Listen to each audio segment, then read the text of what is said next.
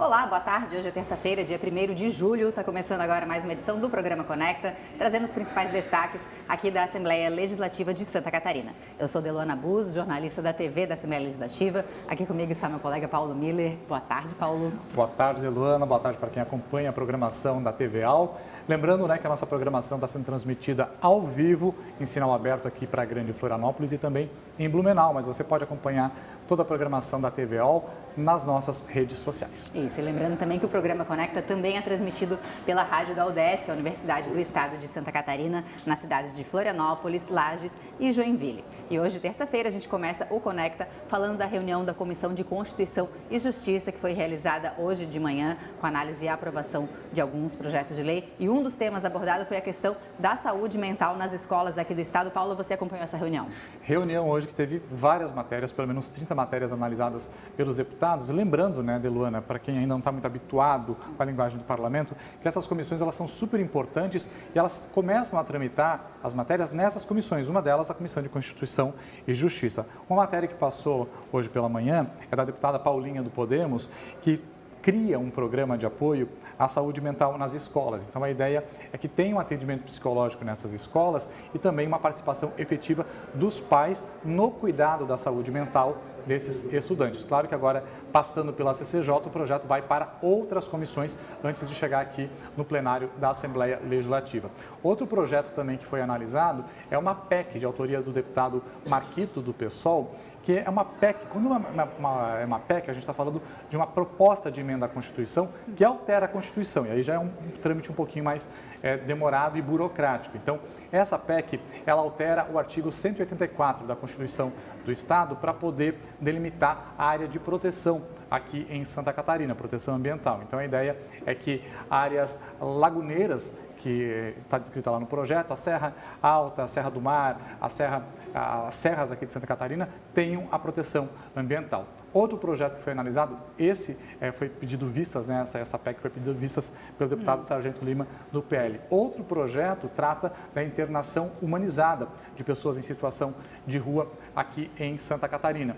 Então, esse projeto, já existe outras matérias tramitando aqui no plenário, ele foi apensado, então foi aprovado também, mas vai ser apensado com um projeto mais antigo, que é um de 2022, que já trata do tema aqui no parlamento. Isso tudo na reunião da Comissão de Constituição e Justiça, realizada na manhã dessa terça-feira, uma das atividades realizadas aqui pelo Parlamento. Agora a gente muda um pouquinho de assunto e vai lá para a China, já que estiveram alguns deputados presentes de uma comitiva, estiveram na China realizando várias reuniões, e essas reuniões tiveram um saldo positivo, com a possibilidade, inclusive, de uma montadora de carros vir aqui para Santa Catarina. Também foram discutidas as relações comerciais entre China e Brasil, com foco aqui em Santa Catarina, inclusive nessa questão da exportação e importação de alimentos aqui de Santa Catarina, Paulo. Exatamente, uma comitiva formada por 4 deputados aqui do Parlamento que foi para lá para trazer essas boas notícias para a gente, Como você comentou, Deluana, a boa notícia mesmo, a possibilidade dessa montadora chinesa vir aqui para Santa Catarina. Vamos acompanhar. O primeiro compromisso da comitiva da Assembleia Legislativa de Santa Catarina foi em Nanchang, capital da província de Jiangxi. Os deputados estaduais visitaram uma montadora de veículos elétricos especializada na produção de modelos compactos e médios. A conversa entre os representantes da fábrica e da Alesc ampliou o interesse da empresa chinesa em instalar uma filial no estado. A possibilidade de levarmos uma empresa de carros elétricos focados aí na sustentabilidade é muito importante para o estado de Santa Catarina. O estado vai se desenvolver cada vez mais de uma forma sustentável. O carro elétrico não é apenas uma tendência de mercado, mas sim aí um planejamento de médio e longo prazo para a sustentabilidade do nosso estado. Eles produzem um modelo de veículo que ele pode chegar ao Brasil ou ser fabricado no Brasil a um preço um pouco acima dos R$50 mil. Então, um carro acessível, principalmente aquela população da baixa renda, que há muito tempo não consegue comprar um carro novo, que está sempre comprando carro usado. Mostramos toda a nossa potencialidade, tudo que Santa Catarina pode oferecer para que essa empresa possa se instalar e produzir veículos elétricos em solo catarinense. Em Pequim, a Alesc foi peça-chave na articulação entre o governo do estado e a montadora Gimev, que trouxe um resultado concreto para a missão internacional. A montadora chinesa assinou um termo de intenção para instalar uma unidade da empresa em Santa Catarina. Isso fortalece o parlamento catarinense, demonstra a nossa vontade de cada vez mais contribuir com o nosso estado de Santa Catarina, não somente na questão legislativa, mas nesta interlocução permanente com grandes investidores e investimentos para o nosso Estado. Em meio ao foco de gripe aviária, identificado no Rio Grande do Sul, os deputados estaduais de Santa Catarina defenderam na Embaixada Brasileira em Pequim um protocolo sanitário regionalizado para a venda da carne catarinense para o mercado chinês. A missão internacional da Alesc na China encerrou com uma reunião no Consulado do Brasil em Xangai. A comitiva dos deputados estaduais discutiu a expansão de mercado entre China e Santa Catarina e tratou das oportunidades em ampliar as relações comerciais entre catarinenses e chineses. Comitiva, então, formada pelos deputados Fabiano da Luz, do PT, Rodrigo Minotto, do PDT, Mauro de Nadal, do MDB e também Fernando Crelin, do MDB, que inclusive está aqui com a gente nesse momento, porque durante 7 dias agora, né, deputado, o senhor está à frente aqui do Parlamento Catarinense como presidente, o senhor representa a cidade de Joinville, está aqui no 2º mandato. Queria que começasse falando, então, sobre essa experiência, né, 7 dias à frente do Parlamento Catarinense, quais vão ser as prioridades e qual é a importância desse momento para você, para o partido e para a comunidade aqui de Santa Catarina? Primeiro que é um orgulho muito grande, uma motivação gigantesca, mas principalmente uma responsabilidade enorme de conduzir, mesmo que por poucos dias, mas com tanto empenho, tanta dedicação e substituindo uma pessoa tão importante aí para o estado de Santa Catarina, que é o nosso presidente Júlio Garcia. Então serão 7 dias intensos, ainda mais por ser o primeiro deputado estadual, o primeiro presidente da Alesc joinvilense. Então é a primeira vez na história que a cidade de Joinville, a maior cidade de Santa Catarina, essa potência econômica, tem um presidente da Assembleia Legislativa. Então estou muito orgulhoso, muito motivado na questão profissional, na questão política, né? Na minha vida, na minha trajetória política, mas também na questão pessoal. Como ser humano, estar presidindo aí o Parlamento Catarinense é muito honroso para mim e para a minha vida toda. Presidente, como que o senhor avalia o papel da Assembleia Legislativa nesse momento que o Estado vive? Então, o Estado de Santa Catarina, todos os lugares, a gente veio da China agora, todos os lugares que a gente passa falam-se muito bem do Estado de Santa Catarina, essa potência econômica, o Estado que 80% da sua exportação é para a Ásia, um Estado muito pujante, primeiro Estado a sair de uma crise caso ela ocorra, um Estado com o menor índice de desemprego do país, sendo que a taxa global é 5%, a taxa nacional 5%, nós aqui apenas 3,5%, a questão energética muito forte, nós temos aí capacidade energética para atrair grandes indústrias, então Santa Catarina cresce muito. A melhor segurança pública do país está aqui, a educação está aqui. Então, o papel do parlamento é uma junção de forças com o executivo. Nós não somos um cartório de homologação, a gente tem a nossa independência, né? O legislativo a sua independência, mas ele anda em sintonia com o executivo para fazer esse Estado avançar cada vez mais. Nós somos um Estado muito pujante, muito forte, mas a gente tem que continuar trabalhando intensamente para continuar mantendo Santa Catarina no topo. Deputado, o senhor tem várias bandeiras aqui, né, no parlamento e uma delas com muita força é o esporte, né? Eu queria saber se nesses 7 dias também vai ter alguma prioridade nesse seu mandato durante a presidência aqui no Parlamento Catarinense. Com certeza, o esporte é uma bandeira de transformação social muito grande. Eu falo muito de esporte porque eu acredito nele, né? Muito se fala em saúde quando alguém está doente, muito se fala de segurança pública quando alguém é assaltado, mas poucas pessoas falam de prevenção. E quando eu vim em 2019 aqui para o Parlamento Catarinense, eu bati muito nessa tecla do investimento na prevenção.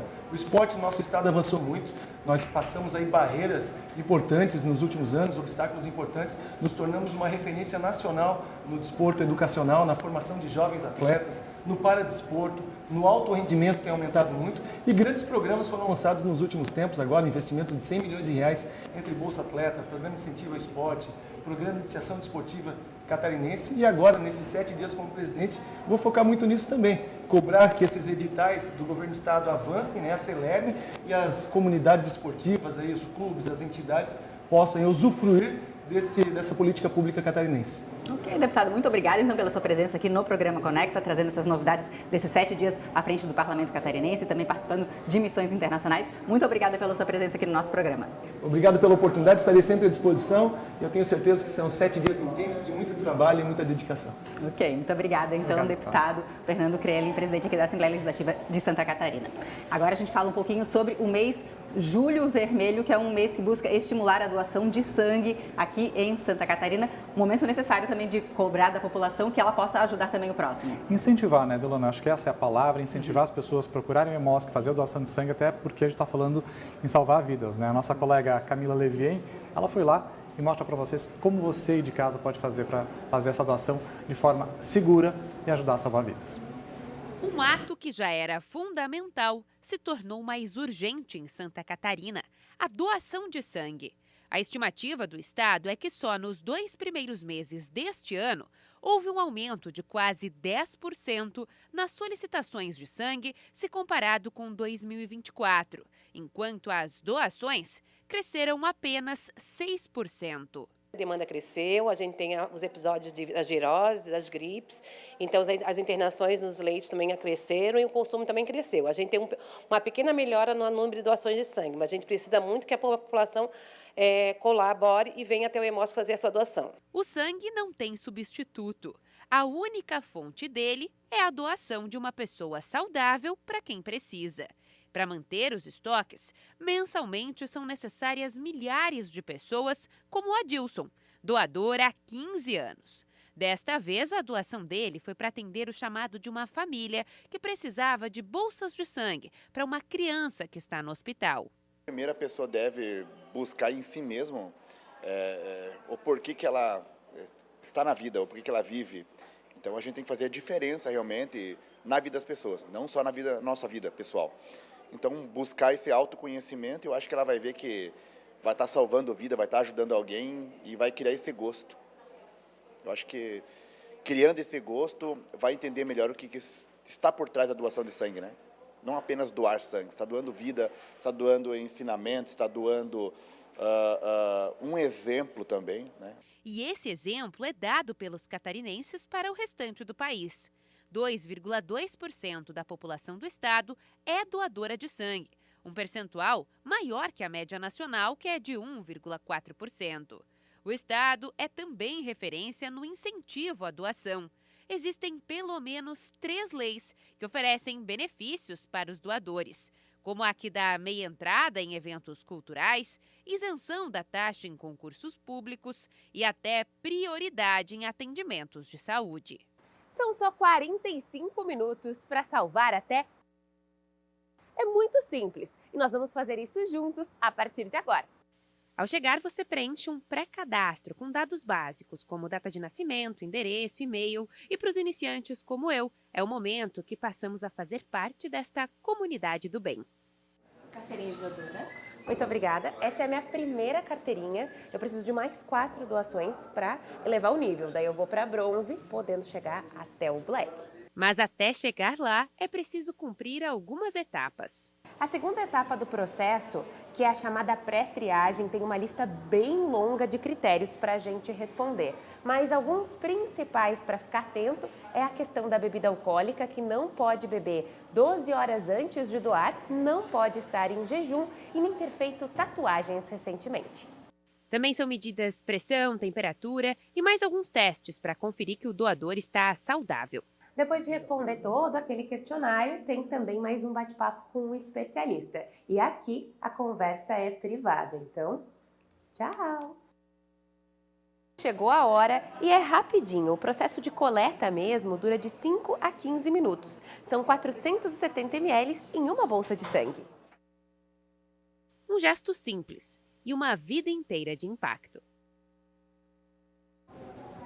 Essa reportagem também está no YouTube da Assembleia Legislativa e também nas redes sociais aqui do Parlamento Catarinense. É sobre as redes sociais que a gente conversa agora com o nosso colega Lucas Diniz. Boa tarde, Lucas, tudo bom? Olá, tudo bem? Olá vocês que nos acompanham também.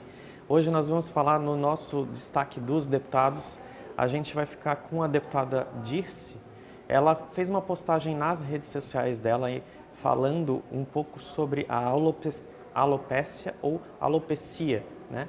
Então ela tenta conscientizar as pessoas sobre essa doença que cada vez mais atinge mais e mais pessoas. E ela faz um convite nas redes sociais dela aí para um seminário que vai tratar desse assunto, especialmente aí a alopecia feminina, e vai ter a presença de especialistas e acontece aqui na Assembleia.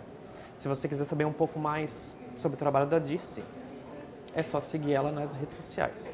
Já o nosso destaque também vai ficar para conscientização, mas agora falando de diabetes.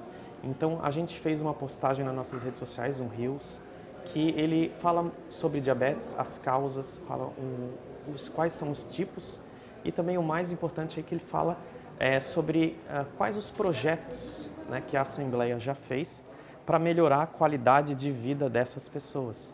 Então eu convido você a seguir as nossas redes sociais e assistir o Rios lá, @AssembleiaSC. Ok, Lucas, muito obrigada. Então, trazendo aí os destaques das redes sociais aqui da Assembleia Legislativa e também dos deputados do Parlamento Catarinense. E hoje, terça-feira, dia de sessão ordinária aqui na Assembleia Legislativa. Lembrando que sempre temos a transmissão ao vivo pelo canal da TVAL e também pelo YouTube da Assembleia Legislativa. É só procurar pelo Assembleia SC. O programa Conecta vai ficando por aqui. Ficamos por aqui, daqui a pouquinho sessão ao vivo na TVAL e também, como a Deluana falou, nas nossas redes sociais. Aí acesse também, se inscreva no canal do YouTube, @AssembleiaSC. Boa tarde. Uma boa tarde para todos.